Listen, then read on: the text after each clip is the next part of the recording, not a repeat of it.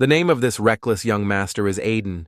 He has always been willing to do anything for power, signing blood contracts, consuming deadly poisons, even colluding with one demon king to steal power from another. All of it, every step, was driven by betrayal from his so-called comrades.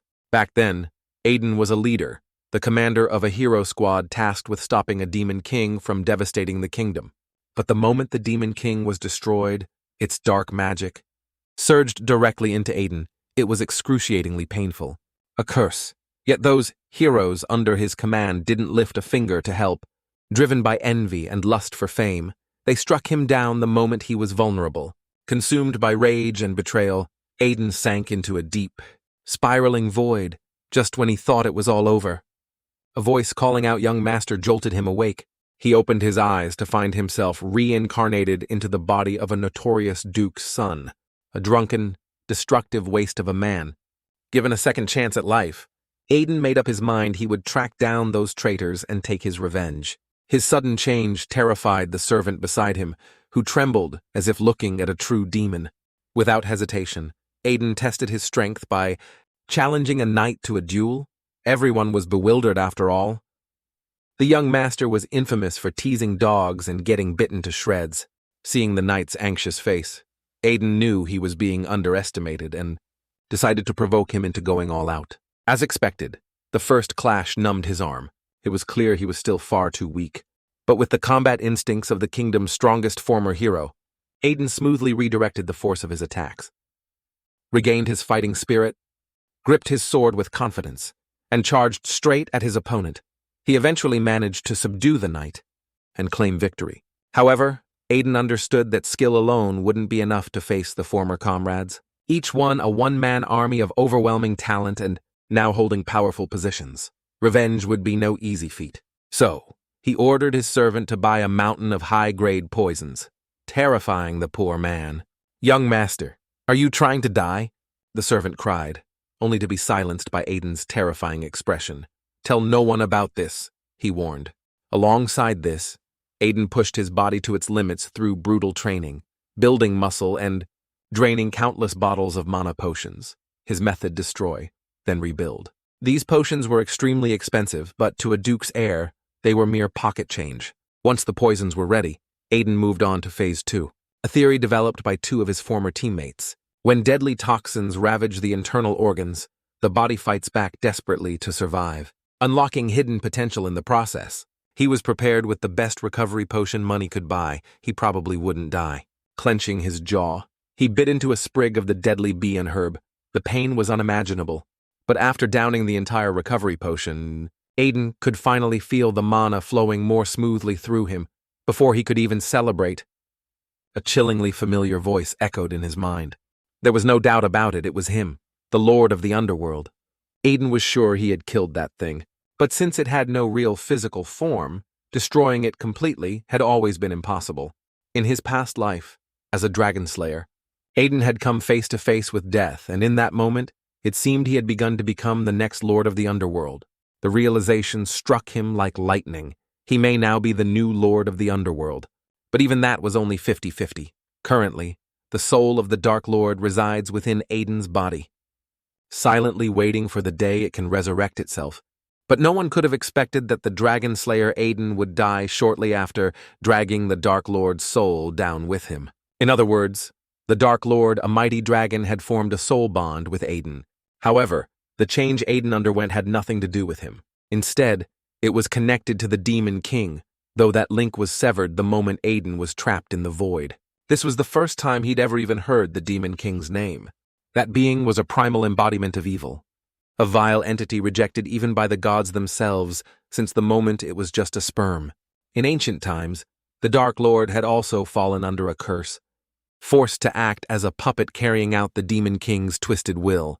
With this rough understanding, Aiden began to question his current situation, being sent back 15 years into the past, reborn in the body of Aiden Remus. Could it be related to him? Unexpectedly, it turned out that the Dark Lord, desperate to avoid perishing alongside him, had used a time-reversing technique called Dragon Demon to escape death. To be able to do that, it was because he was an entity created to be an agent of God. Turning back time and such was too easy for him. Since that day, the Dark Lord had taken to having heartfelt soul talks with Aiden. Sometimes he'd be invisible, just a voice in the dark, which was a little spooky, but at least it was comforting to have someone who knew of his glorious past. One day, during intense training, Aiden accidentally sliced his training dummy clean in half. With no punching bags left, his eyes wandered toward the handsome knights nearby, and he couldn't help but flash a devilish grin. "You fine young lads, I've come for you. You shall be my new dummies." Immediately drawing a loud, disdainful groan from the Dark Lord, "You're more of a villain than I ever was." But just then, Aiden caught sight of a familiar face on the training grounds.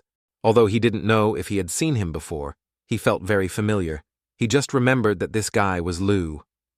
The free knight Lou Chat, with his cool and domineering appearance later on, but now the guy looked thinner than a hungry stork. Aiden recalled how, despite clashing personalities, the two had fought side by side as close comrades. In their past lives, Lou had died during a mission to slay a mad dragon. Seeing him now, Aiden eagerly ran up to say hello, only to be greeted with open hostility. "Huh, are you talking to me?" Lou asked, just before nearly jumping out of his skin when Aiden leaned in, ghost-like, and whispered into his face, cornered by Aiden's terrifying aura. Lou had no choice but to comply like a lowly subordinate. After offering a formal greeting, though clearly seething inside, Lou couldn't focus on training anymore. Aiden kept lurking around like a horror movie villain. And every time Lou fell over and looked up, the look of terror on his face gave Aiden immeasurable joy. Back to business. Aiden casually threw his arm around Lou's shoulder and whispered, "Mock war." Lou froze, eyes wide with disbelief. If fate had brought them back together, then Aiden figured this was destiny, and he'd graciously offer his old friend a small gift. That night, Aiden waited under the moonlight at the training grounds, becoming a buffet for mosquitoes. Eventually, Lou showed up, his face pale and trembling, not out of rage, but because he was struggling to hold back tears. "What you said, is it true? Can you really fix my arm?" In his past life, Lou had always carried an unfulfilled dream. If only he had two healthy arms, he could have lived as a normal knight. Now, with tears streaking down his face, he repeated, "You can really heal my arm." Lou's right arm had begun to go numb, though no one else had noticed. Yet Aiden knew more than that. He knew it wasn't a simple injury, it was mana vein severance syndrome, a general term for all mana-related disabilities, a condition thought to be incurable. But Aiden, who had returned from the future, knew the truth 10 years from now. A treatment would be discovered. Without hesitation, he assured Lou he knew the cure and that he'd help him. "But come on, nothing in this world is free, sweetheart." With a mischievous grin, Aiden handed Lou a contract. Upon reading it, Lou's eyes widened in horror, blood vessels popping in rage at the absurd demands. "You must spar with Aiden every single day. You must swear to obey any and all of his orders." Though it was called a contract, it was more like a slave agreement selling one's soul to the devil. But Lou had no other choice, for this was his last chance. So, he foolishly agreed to become Aiden's personal lackey, flashing a smile that could melt hearts. A few days later, in a small town in Morand, the two of them were on their way to find a cure for Lou's condition. Yet Lou couldn't shake the feeling that something was off. The horse-drawn carriage arrived quickly, and Aiden led him down a bustling alley that grew more and more suspicious with each step, causing Lou's face to pale. Is he really taking me for treatment, or is he about to sell me to China?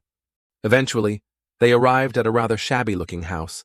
On the door hung a small sign that read, "No laughing gas or drugs sold here. Junkies, please stop asking." This was the very place Lou had once found in his previous life for treatment. Without hesitation, he pushed open the door. Inside, he gazed at a massive wall painting, depicting a man offering a magic stone that transformed into various animals. The stone was said to be the Stone of Prophets. Sorcerers and ancient alchemists, a mythical artifact believed to trespass into the domain of gods. It was rumored to have powers as absurdly magical as resurrecting the dead. As fantastical as it sounded, ever since Aiden was reborn into this life, such things didn't seem so far-fetched anymore.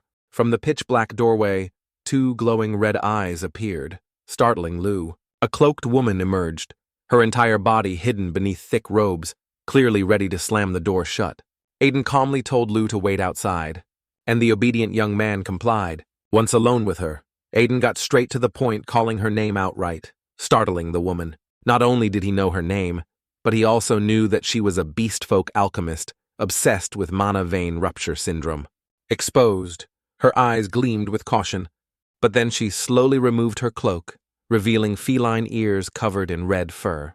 Yet what truly shocked her were Aiden's next words. She, like Lou, also suffered from mana vein rupture. Worse, her condition had already begun to spread to her internal organs. The smoking pipe in her hand emitted special herbal fumes meant to slow down the deterioration. But every single one of her secrets had already been laid bare. With a long sigh, Chi Miao confessed. She still hadn't found an effective treatment, and was too consumed with her own illness to cure Lou. But Aiden offered a deal if she could find a way to heal Lou. He would protect her and assist her research. He pulled out a paper and slammed it onto the table. The moment she read it, her eyes widened. It was the very cure for mana vein rupture she had been searching for. Her hands trembled as she held the paper. Without hesitation, she agreed she could finish the treatment method outlined in the document within 2 weeks. However, in this tiny, impoverished town, it would be incredibly difficult to gather the necessary ingredients. She instantly realized that Aiden wanted something in return, and as expected, the shameless man demanded her ring. Though it looked unimpressive, the ring was a rare artifact of agility. It could triple the wearer's physical speed for 10 seconds. Usable up to 3 times a day, perfect for ambushes, escapes, and battles. Lou had once kept it as a cherished memento. Now, thanks to Chi Miao and the promise of becoming a rank S powerhouse, Aiden offered her a tempting deal in exchange protection and a safe place to work. Chi Miao agreed, and just as they returned home, they hadn't even stepped inside when someone rushed toward them. It was Phillips, running like a man possessed, face pale and soaked in sweat, bringing urgent news. To their shock, Aiden's younger brother had gone missing on Monster Mountain. 2 days ago, reports came in of a missing party that went up there. His brother had assembled a search team, but none of them came back. Monster Mountain was supposed to only house low-level creatures, which meant something had gone terribly wrong. Aiden urgently asked about the current state of the search party, but not out of concern for his brother's safety. No, he was terrified of something worse. If his brother disappeared, he would become the next heir. He'd be forced into the role of Duke, his face twisted in dismay, more scrunched up than a monkey's behind. Hearing that his eldest son intended to rush into danger made the Duke break into a cold sweat. He immediately refused, prompting Aiden to confront him directly. It was obvious his brother and many knights had vanished under suspicious circumstances, but to preserve the heir, the Duke wouldn't allow Aiden to get involved. In a flash, Aiden summoned tears so dramatic they could rival a Hollywood performance, startling the Duke. Since when were these two so close, the old man wondered. But deep down, Aiden was screaming, "Over my dead body will I be the heir, and ruin all my plans." Immediately, Aiden was wrapped in a warm, affectionate hug from his father, complete with dramatic flair and teary-eyed pride. It seemed the Duke had finally accepted that his son had truly grown up. He gave Aiden permission to search for his younger brother, and sternly ordered the vice captain to ensure Aiden's safety. Even a single strand of hair was not to be harmed. However, one glance at the cold, domineering look on Aiden's face made the Duke break out in a cold sweat. That one? Does it bite? By then, night had fallen, and the group finally made their way toward Monster Mountain. Leading the charge was the vice captain of the Night Order. As soon as they arrived at the base, they were greeted by disturbing signs: deep claw marks on tree trunks, scattered weapons, and visible evidence of an attack. It was unmistakable. This was the work of goblins. But something didn't sit right with Aiden. These weren't just mercenaries, they were trained knights. How could they have fallen to mere goblins? On top of that, goblins were dumb as rocks and had no concept of cleaning up after themselves. The area was too clean. Only one creature could have orchestrated this: the hobgoblin, a superior species that far surpassed regular goblins in both intelligence and strength. This had to be its doing. Hearing the name hobgoblin caused even the captain to pale. Those were no easy foes, even for him. Normally, they'd need time to prepare.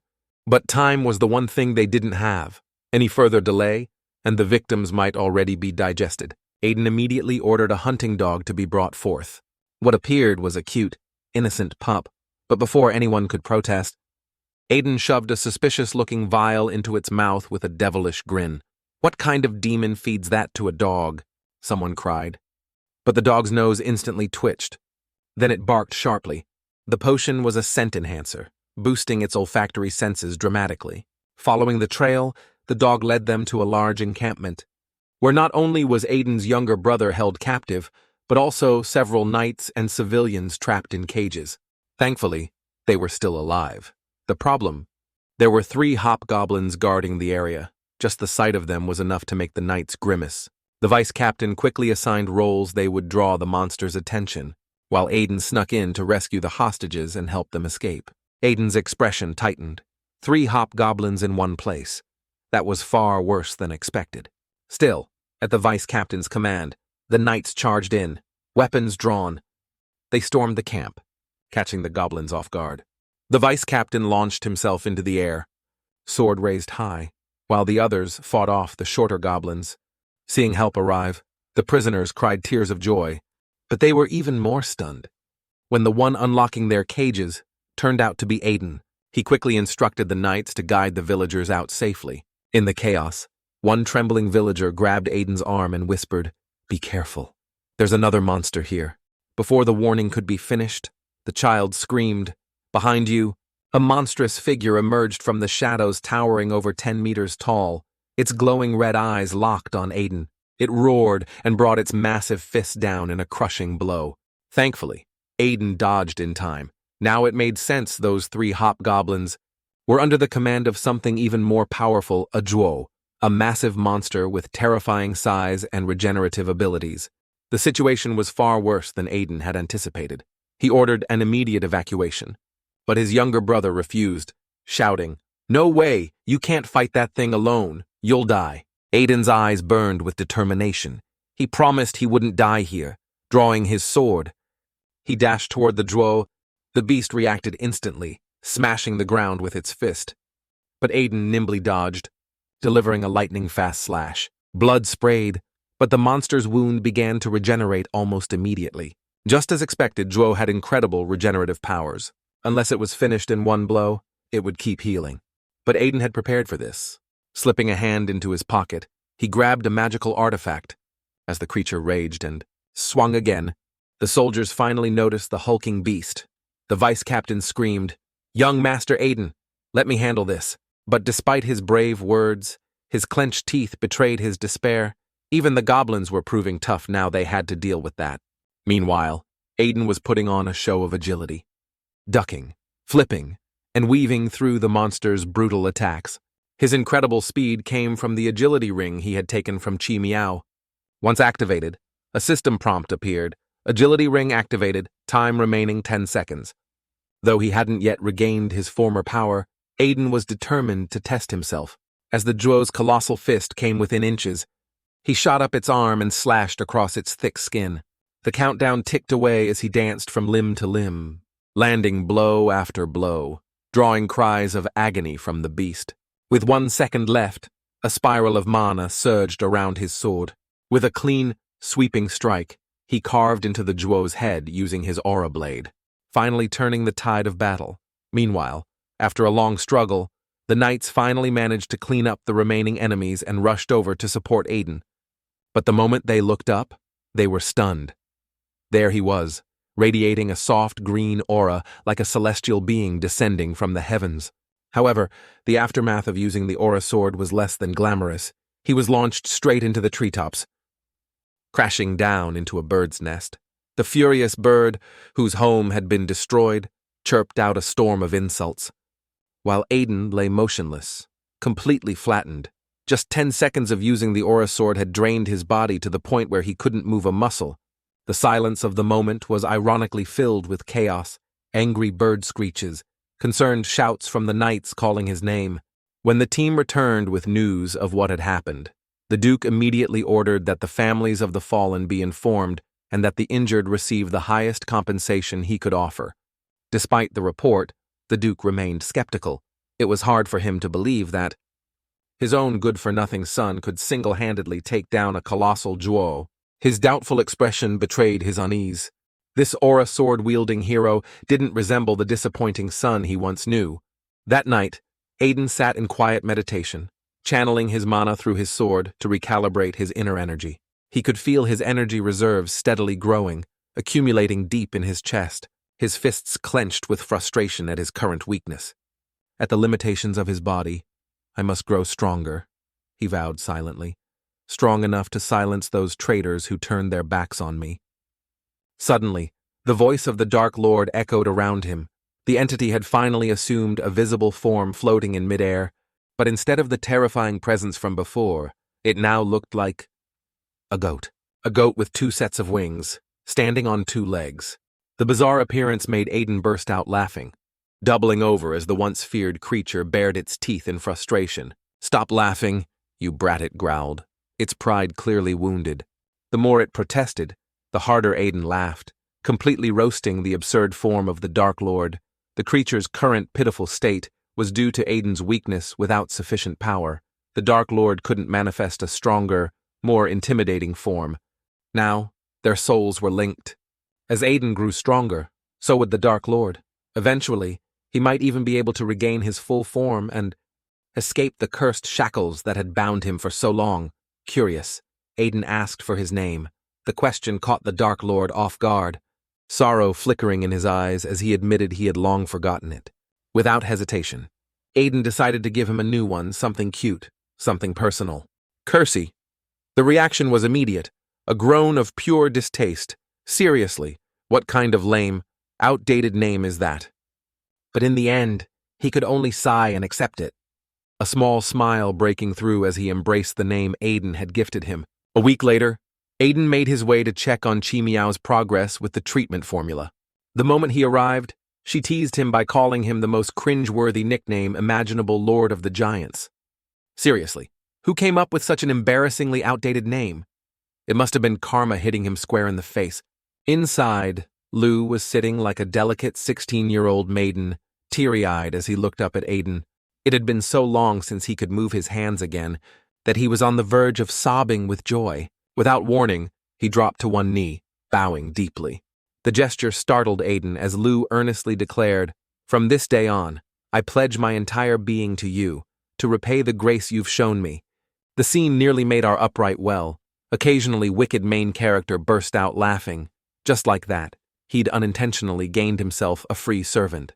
Though Lou's condition had stabilized, Chi Meow insisted he'd still need a month of treatment. Lou, still overwhelmed with gratitude, kept thanking him. "It's all thanks to the method you showed me, my giant lord."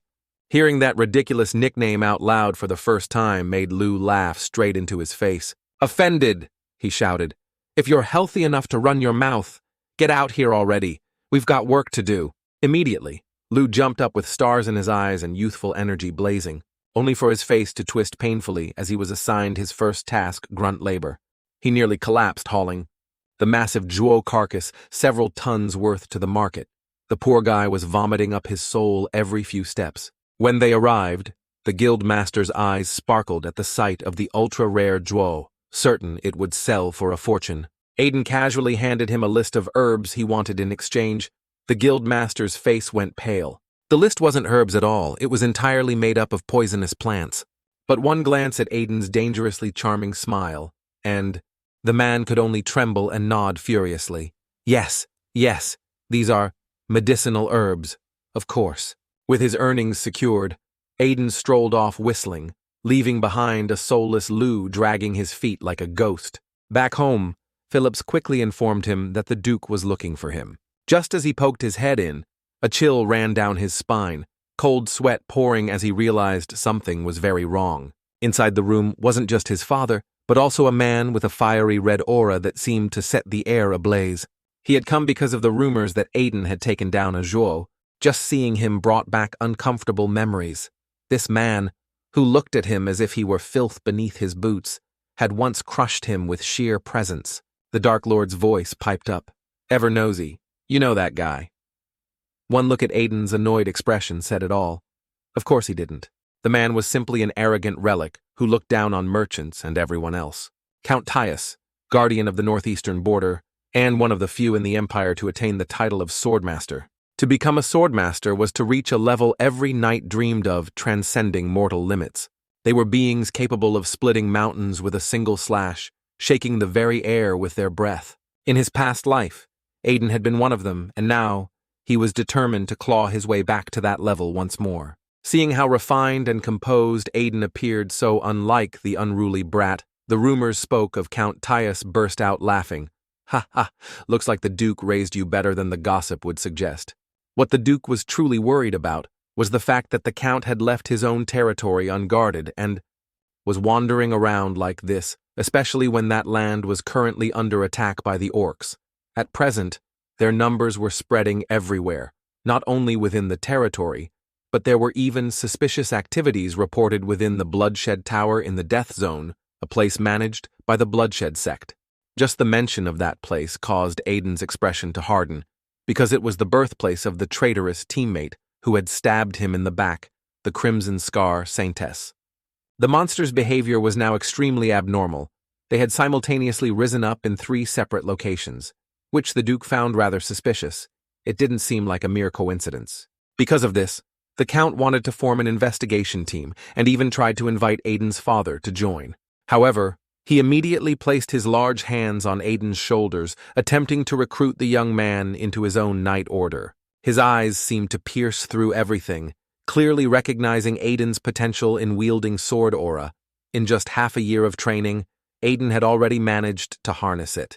At first, the Count hadn't believed it, but now, seeing Aiden in person, enveloped in an overwhelming amount of mana, he couldn't help but smile with delight. He wanted to mold Aiden into the finest swordsman in the entire Western continent. This sent chills down the Duke's spine, who quickly waved his hands to refuse, knowing full well his son might not be ready for something of that scale. But the Count wouldn't let such an opportunity slip away. He continued to pursue his recruitment efforts, using persuasive and tempting words to entice Aiden. After some thought, Aiden smiled and flatly declined, leaving the Count stunned. This was, after all, a once-in-a-lifetime chance. Not just anyone could join the Cetus Knight Order, one of the Empire's most renowned orders. But Aiden now had a different ambition to become a master swordsman like in his previous life, rather than become this old man's lapdog. His eyes shone with unshakable determination. "If I were to fight you now," he said, "I could leave you bruised and bloodied." That bold confidence, which sounded more like arrogant mockery, made the Count grit his teeth in fury. Meanwhile, Aiden's father was so shocked that his limbs went weak, stammering, "Why would you say that?" Enraged by the insult, the Count immediately unleashed his aura. A powerful, overwhelming killing intent erupted from his body so immense it made the very air tremble. A true master of swordsmanship. Seeing Aiden being suppressed by this immense aura, the Count smirked, eager to see if the boy would still dare talk big. But even drenched in sweat from the pressure, Aiden boldly continued the provocation and proposed a duel with a wager. If he lost, he would join the Knight Order. But if he won, the Count would have to hand over the pitch-black sword resting behind him. The Count flew into another rage at the thought of his heirloom weapon being so casually challenged, and the pressure bearing down on Aiden's shoulders only grew heavier. Yet suddenly, the young man laughed maniacally, shocking everyone. Who would have thought someone so foolish would dare covet the ancestral weapon of his house? Meanwhile, the Duke had fallen backward, foam bubbling at his mouth. But Aiden paid him no mind. That only amused the Count more, prompting him to accept the duel. The Lord of the Underworld himself now saw through Aiden's true aim, the legendary sword Beelzebub. Both parties quickly headed to the training grounds. The Count hoisted the legendary sword onto his shoulder, preparing to wield it in battle. 2 conditions were set. No sword aura allowed, and Count Cetus was forbidden from moving his right leg.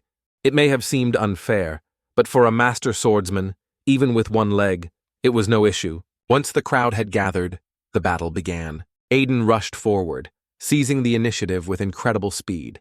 But his sword was easily blocked by Beelzebub. From the way he aimed for the neck, the Count immediately deduced that Aiden was well versed in real combat. As Aiden had predicted, his opening strike was thwarted, so he instantly followed up with a rapid flurry of blows, an aggressive style that clearly irritated the old man. The Count looked down on Aiden's swordsmanship, dismissing it as crude and clumsy, something akin to the shabby techniques of cheap street merchants, which he utterly despised. Hearing himself insulted like that once again made Aiden furious, his teeth clenched tightly, anger flaring inside him like a blazing fire. Without hesitation, he shot forward like an arrow, determined to show the old man exactly what it meant to be defeated by a worthless sword style. To the Count, the attack seemed utterly ordinary, easy to block, or so he thought. But he never expected Aiden's vertical blade to suddenly curve and slip past the legendary sword he wielded. With that breakthrough strike, Aiden managed to graze the Count, taking a small piece of him. Stunned and incredulous, the Count couldn't believe what had just happened, while Aiden stood there wearing a smug, triumphant grin. "What do you think now, old man?" he taunted. Around them, the gathered knights gasped in astonishment. No one could believe that the useless, good-for-nothing heir was now pushing back the mighty Count. Even the Duke found it hard to comprehend. Was this really his son? Now, the Count could no longer afford to mock Aiden the way he had before, forced to use both hands. He still struggled to block Aiden's elegant and fluid strikes, graceful as flowing silk, and yet that only made the Count more entertained, grinning ear to ear as he thought to himself, "I must take this interesting brat with me." After a long stretch of defensive play, the Count finally shifted to offense. With just a single swing, he unleashed a massive wave of power, forcing Aiden to bend backward with great effort just to dodge it.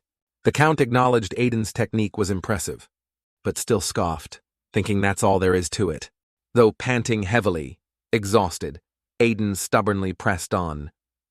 In response, the Count raised his sword high with a confident smirk and declared, "Welcome to my knight order." But in the blink of an eye, the young man in front of him vanished without a trace, stunning the Count, who now saw only empty air where Aiden had stood. He hadn't anticipated that kind of speed.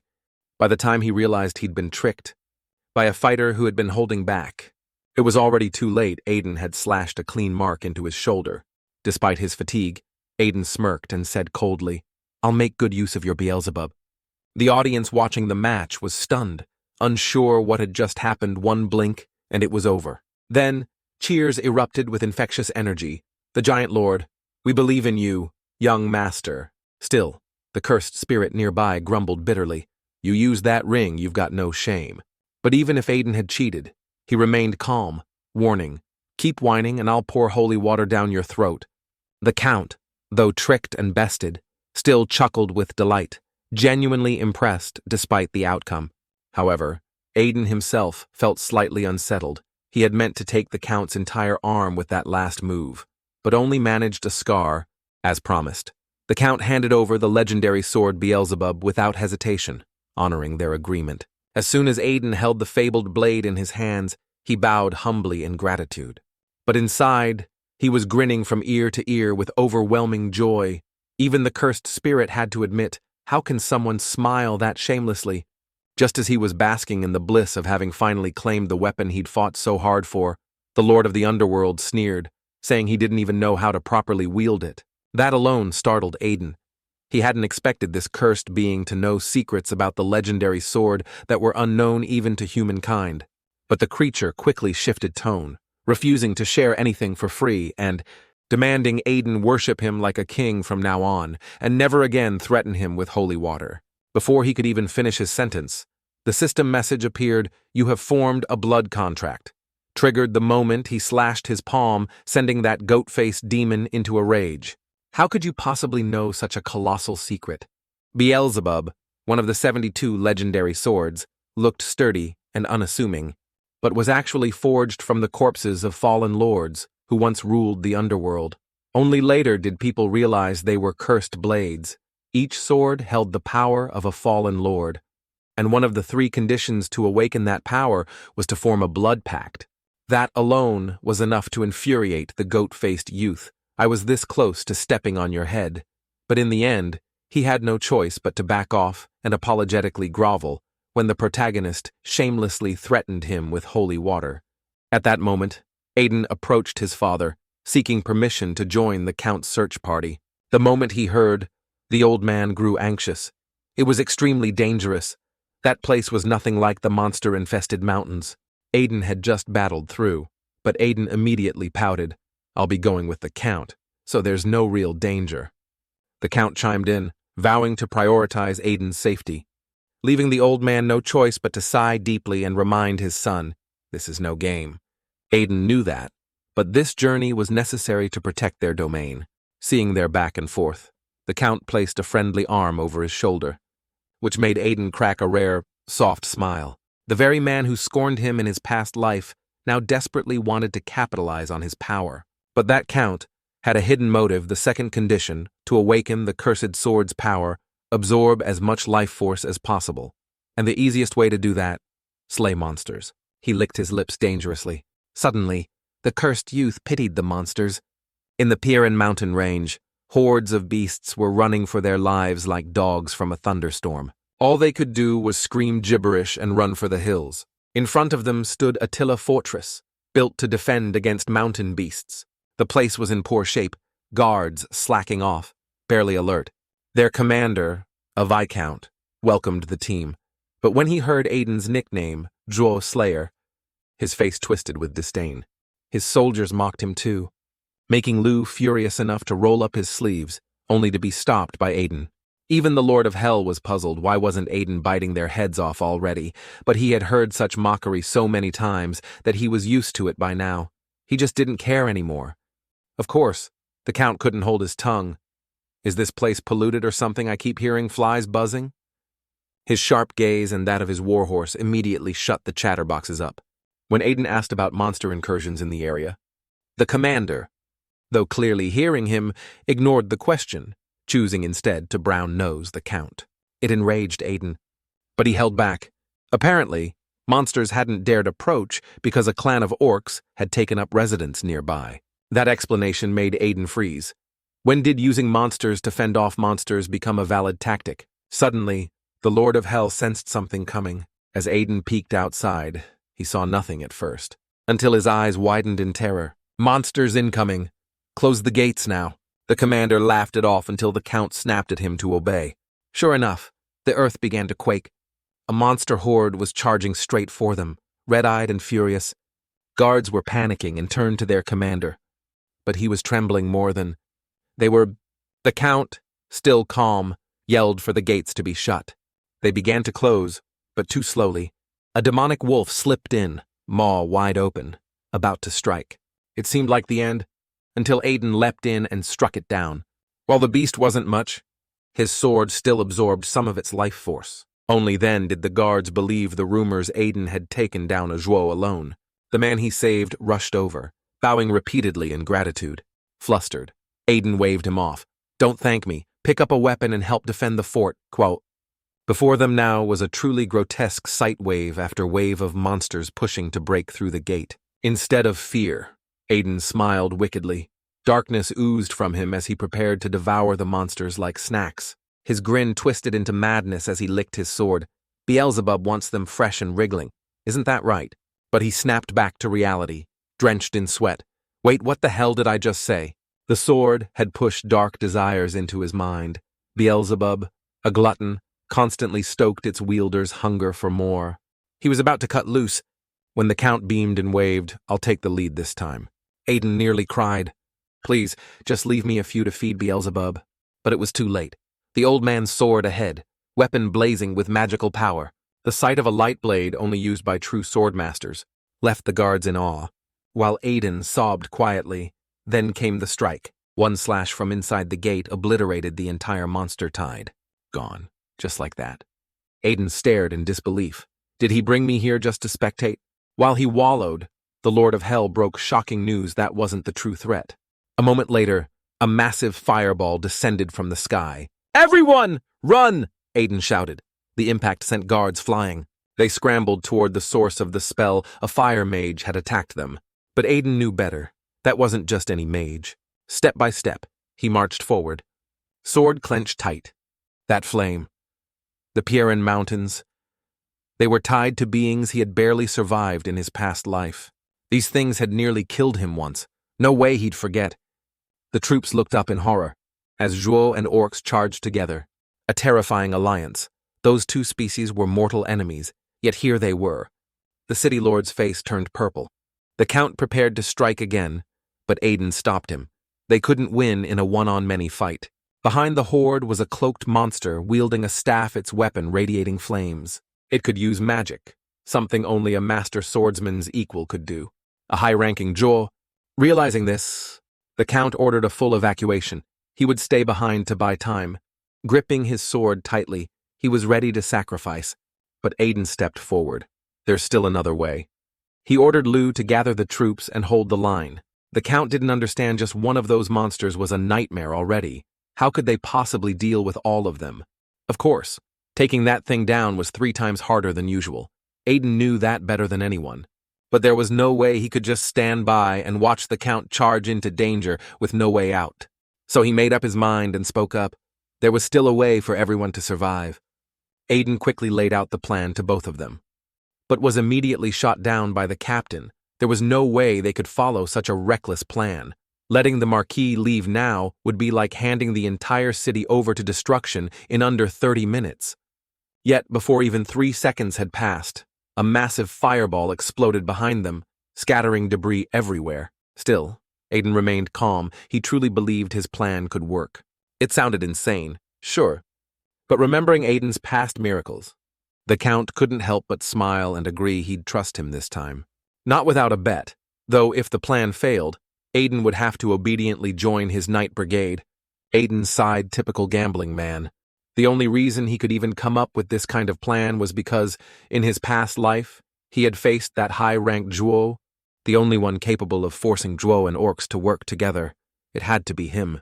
Meanwhile, the weaker soldiers were getting overrun. Suddenly, Lu, just after landing, casually snatched the head off one of the beasts, looking ridiculously badass thanks to the expensive energy booster Aiden had bought him. But the severed head was soon engulfed in flames. The high-ranked Zhuo was chanting dark magic, reattaching its head like nothing had ever happened. This was a Zhuo mage capable of resurrecting its own kind endlessly, even after decapitation.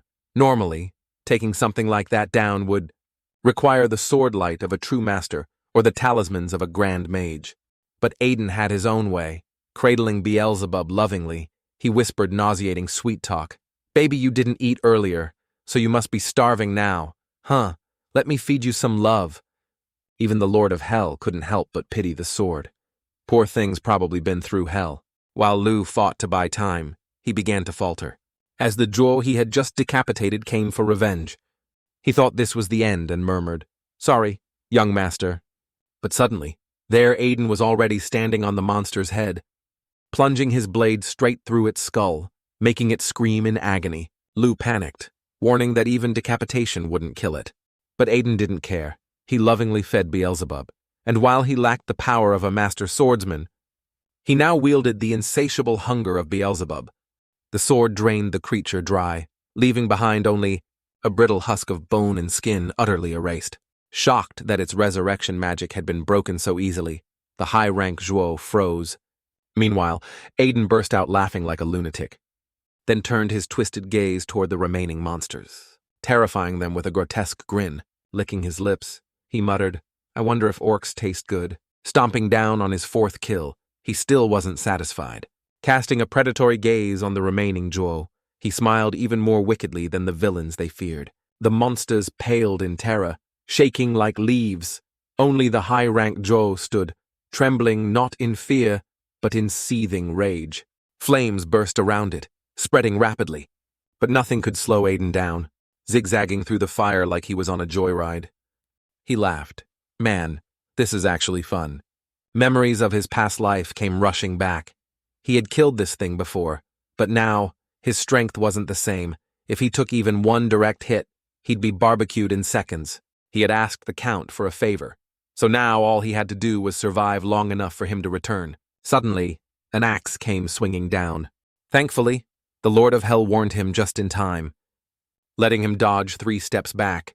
Watching the orcs still running wild, the Lord of Hell asked why he wasn't absorbing them. Sure, they weren't as tasty as Zhuo, but better than nothing. Aiden just smirked. All part of the plan. I'm saving those piggies for the Count. But before he could enjoy the moment, the high-ranked Zhuo let out another fire blast. Sweat dripped down his face. "What? You think you're the only one who knows how to play with fire?" One shot scorched the trees ahead, but Aiden was nowhere to be seen. The Zhuo looked up, and sure enough, there he was, floating midair, Beelzebub in hand. Thanks to the agile ring, Aiden barely avoided what would have been a humiliating defeat. But before he could celebrate, the Lord of the Underworld abruptly snapped him back to reality, scolding, "You're still midair without footing. How the hell are you going to dodge the high-level Joe's fire attack?" Aiden's smug face instantly froze, cold sweat trickling like rain. He hadn't thought of that. The moment he saw the firestorm racing toward him, Aiden screamed at the top of his lungs, "I don't want to die here." Just then, a group of warriors surged forward like a lightning bolt. He was convinced he was about to become roasted meat. But a powerful slash of swordlight cut through the flames. The Count had returned, living up to his title as a swordmaster. With blinding speed, he wrapped up whatever mission he'd dashed off to do and returned just in time. Judging by the confident figure beside him, Aiden could tell everything had gone according to plan. When the high-level Zhuo caught sight of that person, its expression tightened like a debtor seeing their creditor. Even the battling orcs paused, craning their necks to gossip with wide eyes. Aiden smirked like a villain, laughing right in their faces, until he realized he was falling. Only when the Lord of the Underworld shouted did he remember gravity was a thing. Dying from a fall would be the most ridiculous way to go. Suddenly, a powerful figure darted in and scooped him up princess style, landing gracefully. To everyone's shock, his rescuer was an orc. The moment this warrior appeared, the rest of the pig-faced monsters trembled with teary eyes. While the human soldiers gawked in disbelief, why was an enemy saving their young master? The orc opened its mouth and growled something in a language Aiden couldn't understand, but the meaning was clear. "Forgive me for failing to protect you, my kin." Then it clenched its fist and roared a call to arms, rallying the orcs to avenge their kind and slaughter the Zhuo who had dishonored them. In a flash, the tide turned. The orcs launched a counterattack, catching the monstrous Zhuo off guard. Soldiers stood dumbfounded, no longer able to tell friend from foe. Everything had gone exactly as Aiden planned. This was why the orcs had once followed the Zhuo's orders. The high-level Zhuo had manipulated the loyalty of the orc chieftain, holding his kin hostage and turning the tribe into obedient slaves. Aiden had flipped the script, "The enemy of my enemy is my friend," and rescued the hostages, sparking a rebellion. That's why he hadn't devoured the orcs earlier. The high-level Zhuo's entire strategy now lay in ruins. Its face turned purple with rage. With a furious roar, it raised its staff to block the Count's incoming strike, casting defensive transmutation magic. As predicted, this Zhuo's power rivaled that of a swordmaster. A one-on-one duel would be tough. But they weren't alone. The orc chieftain charged in to assist, taking advantage of an opening to land a brutal blow that shattered the Zhuo's staff arm. The beast screamed in agony, driven by hatred and vengeance, yet refusing to die before it could avenge its parents. Suddenly, its eyes ignited, and a surge of chaotic magic twisted its aura. Desperation had pushed it over the edge. It was self-destructing. Flames bloomed from inside its body. If it detonated, not even the Count could stop the blast. With panic rising, the Count shouted, "Everyone, run!" But just then, a whoosh, Aiden zipped past 8 people, charging straight toward the Zhuo. The Count was stunned, screaming in disbelief, knowing that such recklessness would be fatal. But Aiden only gave a crooked grin. With a mad gleam in his eyes, he poured every ounce of power into Beelzebub, thrusting the cursed sword deep into the bloated belly of the Zhuo. His bloodlust surged. He would absorb every last drop of this creature's power.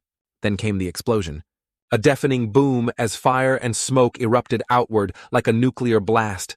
Flames burst from the Zhuo's eyes, mouth, and nose, its body unraveling in a cataclysmic inferno. Yet he remained calm, smiling as he began activating the skill of the sword in his hand. As soon as it emitted a glimmer of light, it greedily devoured everything in its path. A tremendous surge of energy was being drained, like a punctured balloon hissing out air, causing the attendants to panic. Even the Count on the other side struggled under the pressure of the eruption, but unexpectedly, Aiden stood firm, unmoved. Still, he slowly began to feel apprehensive, as the life force and mana of this high-level Zhuo beast were so vast that even Beelzebub alone couldn't absorb it all. While the monster kept screaming in pain, he drove his sword deeper into its body. When the moment was right, he quickly ordered the Lord of Hell to lend a hand, angering the demon to the point of steaming with rage. Treated worse than a mere servant, the demon made a deal No holy water threats for a week. With the tension high and the sword unable to absorb more energy, Aiden moved to the third phase to awaken the blade. The Lord of Hell placed a hand on the hilt, channeling his dark power inside to awaken the sword's sleeping will, commanding it to awaken. Beelzebub, the gluttonous god, deep within, something chained stirred. Opening its eyes, it was the consciousness of the devouring god that once swallowed the skies. It bared massive fangs and claws. With its awakening, Aiden was immediately overwhelmed by an immense pressure, truly fitting of an ancient god of hell. Had he been an ordinary person, his mind would have been enslaved and turned into a puppet. Suddenly, the cursed youth smirked. "Hello, old friend? You dare ask who woke you up?" Upon seeing the Hell Lord before it, even Beelzebub broke into a cold sweat clearly. The familiar interface might look ridiculous, but the old might was still there. The demon raised its claw to Beelzebub's face, demanding his power.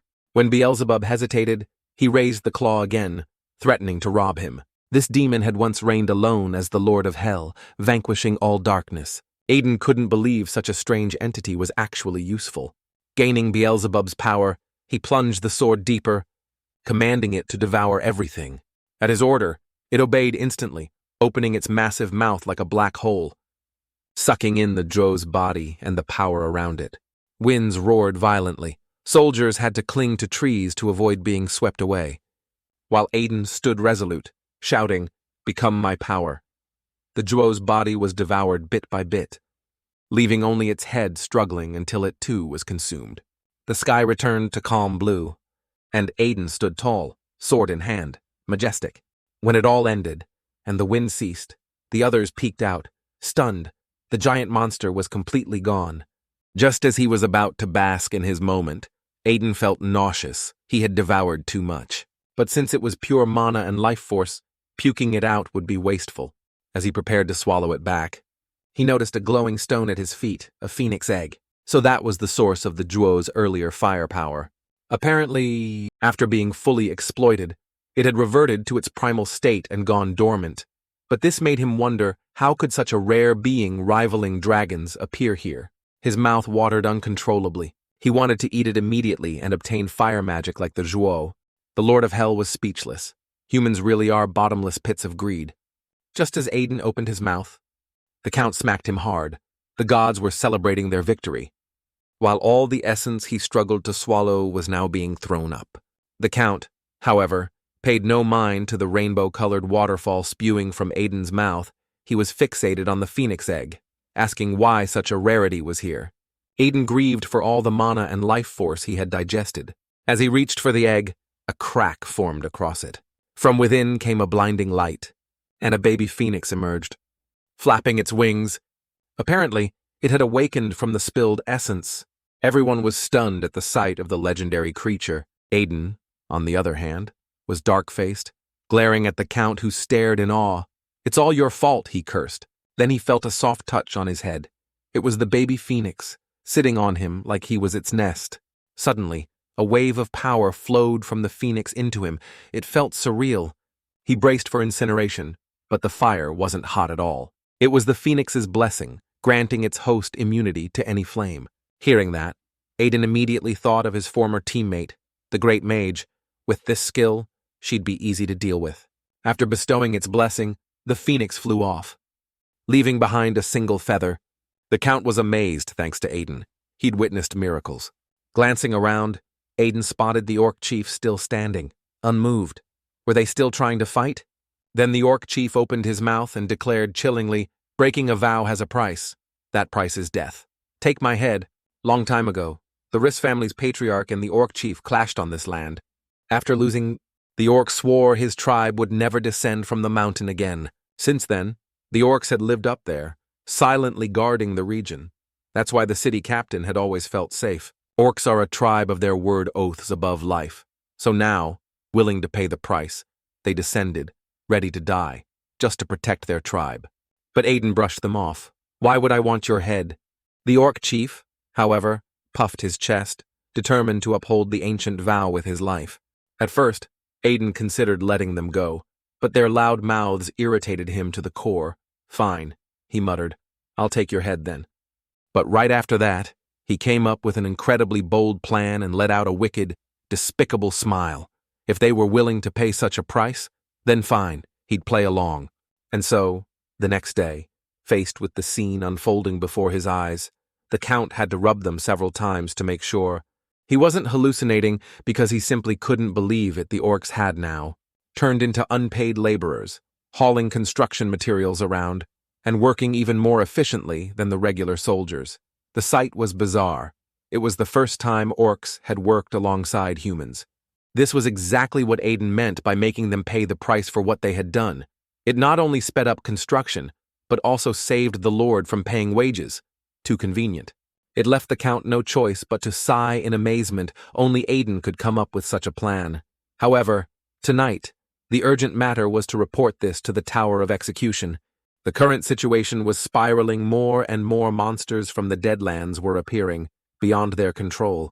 Upon hearing this, Aiden couldn't help but smirk inhumanly. After all, he had now fully awakened Beelzebub and was blessed by the Phoenix. He even wondered if he should just sneak home for a good nap. But that thought died quickly as he found himself forced to ride a horse through the villages in a celebratory parade, being cheered on by crowds. Rumors were spreading like wildfire. He had supposedly eaten a high-level Zhuo all by himself, could command a phoenix, and control orcs with a single finger. Just hearing those exaggerations made Aiden blush furiously. He absolutely hated these glorifying ceremonies. Just seeing all those sparkling eyes looking at him like he was some world-saving hero made him want to bury his head in a pair of pants out of sheer embarrassment. As soon as he returned, he received devastating news from Chi Miao. Her mana vein rupture had become too severe, completely unrepairable. Just as he was about to offer to pay for any miracle medicine, he realized money wasn't the issue here. What they truly needed was an alchemist, capable of crafting high-level elixirs, someone who could only be found in the royal palace. Chi Miao, however, was deeply grateful to him thanks to Aiden. She had escaped the prison-like life she once knew, but her words barely registered with him, no matter how rare or difficult it was. He was determined to find the alchemical method to save her. Assuring himself that he would, he immediately set off. At first, Chi Miao found it suspicious. This man appeared out of nowhere, offered a cure for mana vein rupture, and even funded her research. She knew her body wouldn't hold out much longer, which is why she accepted his offer. Yet all attempts ended in failure, deepening her despair. But now, Aiden's unwavering persistence gave her warmth, the kind that only humans could share. Tears streamed down her cheeks as she smiled. For the first time in a long while, she felt hope. Hope that she might one day find the alchemist Aiden promised. This was the first time the Lord of Hell had seen a young man act for someone else's sake, not his own gain. The real reason behind all this was simple. Aiden was just keeping his word. A mercenary must always honor their promises. Besides, he also had something he needed from that alchemist. 3 days later, in Makonnen City, the freest, wealthiest trade hub of the Empire, normally a bustling, vibrant metropolis, the scene had changed completely. It was now engulfed in flames, under siege by a raging dragon. These horrific memories were ones Aiden could never forget. At that moment, outside the city in a slum, 3 men were bullying a golden-haired man, beating him, exploiting his labor, forcing him to produce high-grade elixirs in just a week. One of them slammed his fist into a wall and growled, "I want the goods by tomorrow." The frail man could do nothing. They were holding his loved ones hostage. And just like that, Aiden appeared, walking casually while humming, "If you're in trouble, come find me. I specialize in scams and blackmail." The strange tune immediately caught their attention. "What nutjob just escaped the asylum?" one of them barked. Aiden walked right up without a hint of fear, peeked behind one of them and loudly asked, "Hey you, are you being scammed and threatened right now?" earning himself a volley of curses. One of them charged in with a punch, but all that came next was a loud crash. Aiden had knocked him flat against the wall in one blow. Pointing his fist at the rest, Aiden growled, "Scram, I've got a client to meet." Another thug charged in, face twisted in rage, slashing down with his sword. But it was pointless. Aiden dodged with ease, closed the distance in an instant, and grinning that signature sly smile, yanked down the man's pants to reveal frilly underwear with a teddy bear pattern, a deeply kept secret now exposed under broad daylight. The man turned redder than a tomato and screamed, "You pervert, you've wounded my pride." To which Aden snapped, As if you were my type? But the argument was pointless. The thug lunged, yelling, "Give back my purity!" Before the sword could even draw blood, it was bent by a surge of aura, his blade reduced to nothing but a hilt. Realizing he'd picked the wrong fight, the thug froze in terror, unable to close his mouth. Aiden placed his hand on his shoulder, eyes glowing crimson. As his sword entered an aura-enhanced state, raw magical energy pulsing from it. Veins bulged with fury as his eyes radiated killing intent so intense that the thug pissed himself in fear. Needless to say, the guy was beaten to a pulp, bruises everywhere, ass in the air, completely knocked out. Only one thug remained, trembling uncontrollably, while the golden-haired man looked on in stunned silence. Aiden dragged over his product and pitched his service, specializing in helping people handle bullies and extortionists for a friendly price. But instead of being grateful, the golden-haired man eyed him suspiciously. A fully awakened freak dropping, out of nowhere, and offering cheap help. At that moment, the man had hit rock bottom. There was no other way out. Tears streamed down his face as he clenched his teeth, pleading with Aiden for help. That man was none other than Joseph, a renowned alchemist from China who had long been operating in the underworld of Mackinnon City. His daughter had been taken hostage by the Cerberus Gang, a notorious criminal organization. After discovering Joseph's true identity as an alchemist, their boss had enslaved him, forcing him to produce one divine elixir every week. He was completely powerless, unable to resist. The only thing he could do was cry helplessly. In his past life, Joseph had been trapped in servitude for years, providing elixirs to them, only to eventually receive the soul-crushing news that his daughter had already died long ago. Overwhelmed with despair, Joseph had once sought out Aiden, begging for vengeance, and later took his own life to reunite with his daughter in the afterlife. But now, it still wasn't too late. With eyes full of sorrow and desperation, Joseph once again turned to Aiden, pleading for salvation. He promised he would do anything Aiden asked from now on. Though he had no idea, he'd basically just signed a pact with the devil. Aiden couldn't hold back a gleeful grin. Pleased and triumphant, another errand boy had just fallen into his lap. Just then, one of the thugs tried to sneak away from the scene. Aiden spotted him instantly and called out. The man froze, too scared to look back. Inching away in trembling silence,